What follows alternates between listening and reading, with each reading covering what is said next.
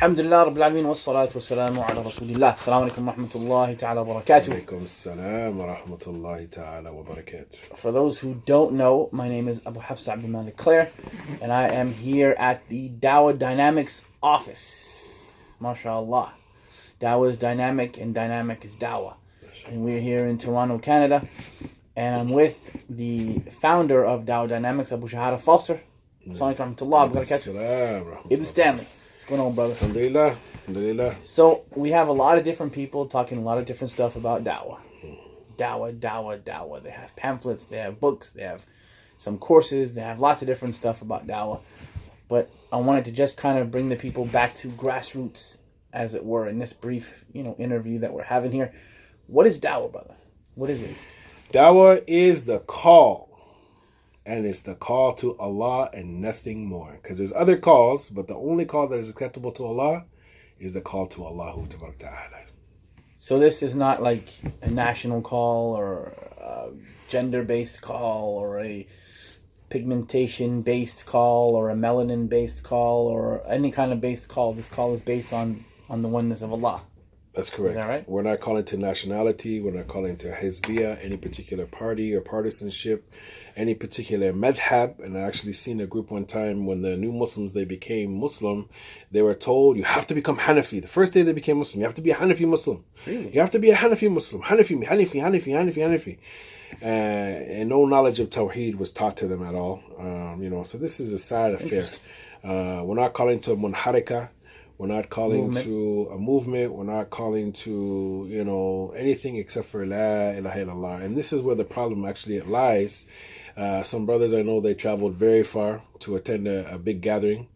And they said that they're going for Dawah. So, for my sake, they're encouraging me to come. But I told them, well, what are you calling to? And they said, we're calling to Iman.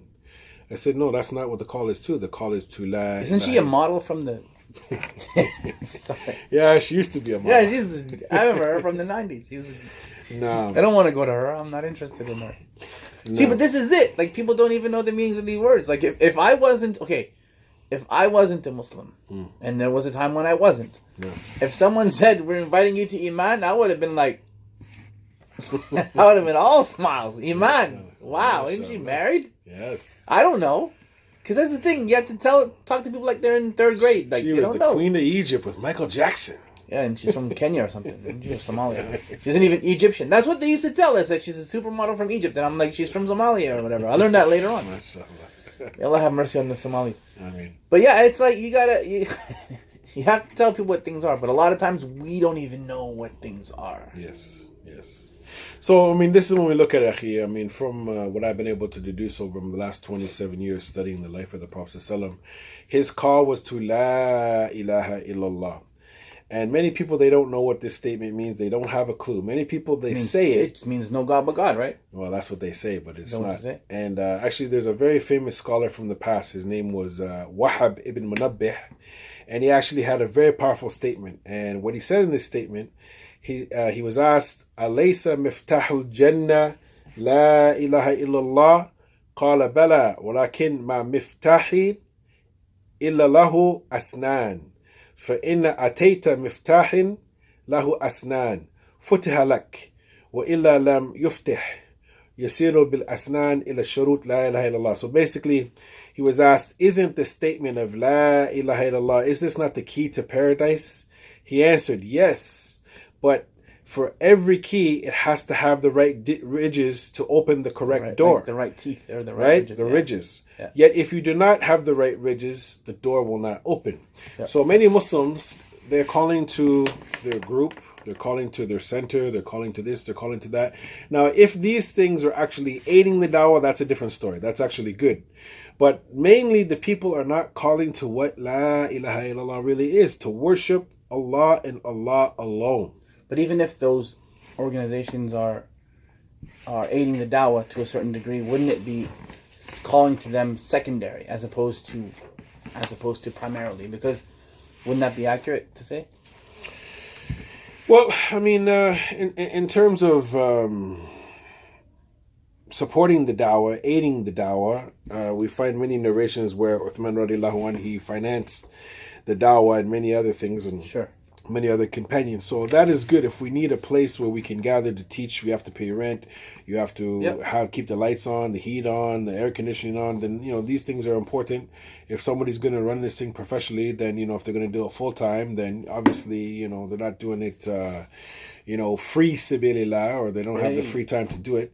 So if it's going to be run right, it should be organized. There should be a stipend. Yep. And There should be Abu a Bakr radiallahu ta'ala anhu, from as far as I've been able to research, she was given a stipend. He was actually, after he became the Khalifa to Rasulullah sallallahu alaihi wasallam, the next day he went out to try to go sell something in the souk, and Omar stopped him and said, "Where are you going? No. You look after the affairs of the ummah."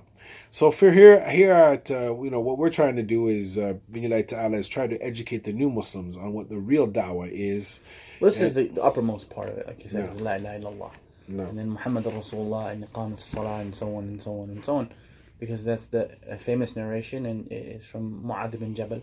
فَادِّعُوهُ مَنْ يَقُولُ لَا إِلَهَ إِلَّا اللَّهُ وَأَنَّ مُحَمَّدَ رَسُولُ اللَّهِ. That's right. And so on and so forth. As I think you know that about that one. That's right. Well, this is why the Prophet ﷺ, he said, "Man mata wa huwa ya'lamu annahu la ilaha illallah dakhala al-jannah." Interesting word choice. Yeah. هو يعلم. Yeah. Not وهو يؤمن. No, man mata, whoever dies knowing that there is nothing where they're worshiping Allah, he'll enter into the Jannah. So that is the call. I mean, the call is not, if you join our group, you can go to the paradise. If you join our madhab and our imam, you'll go to the paradise. If you join our hizb, if you join our group, if you join our masjid, if you join our clique, then if you look like us, talk like us, have our color, have our... If you eat our rice and you drink our tea, then you'll be with us in the Jannah. No, there's nothing like that.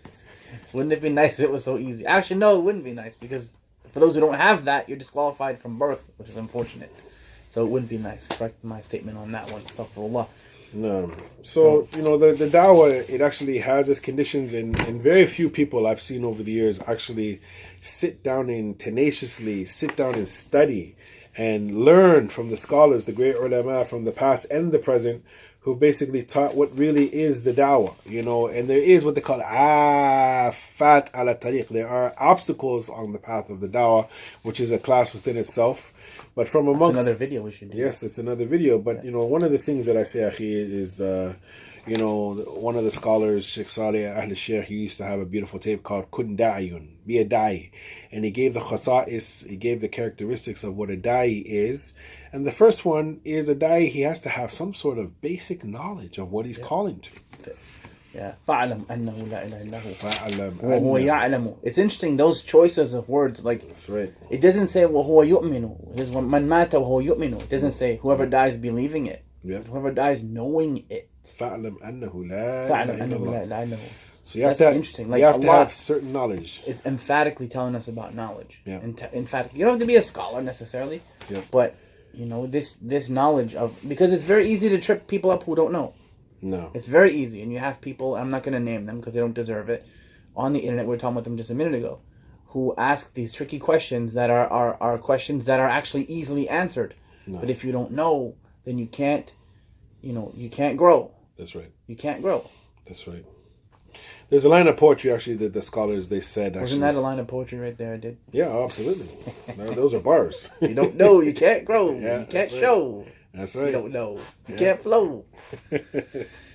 Theirs is better than mine. Go ahead. So one of the sheikhs, he said, "Ilmun yaqeenun wal ikhlasun wa sidquka ma muhabbatin wa inqiyadu wa qabulu laha." That's better than mine. And it's so beautiful because each one of these things has some deducement, some istiqra, istinbat that has been extrapolated or deduced from the Quran and the Sunnah, showing that all these points have to be there for you to fully comprehend La ilaha illallah. And this is basically not taught in probably 95% of the masajid in North America. Nope.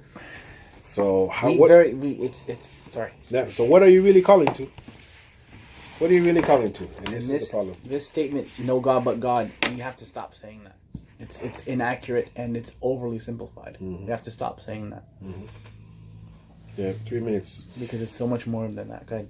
Yeah, so, one of the things, Akhi, is for myself, I've tried to make some, what they call muraja, some review of some of the things that I studied before when I was younger. My Arabic wasn't as good as it was then and it is now. And alhamdulillah, certain concepts and certain phrases and phraseology is starting to make a bigger impact on my understanding and comprehension.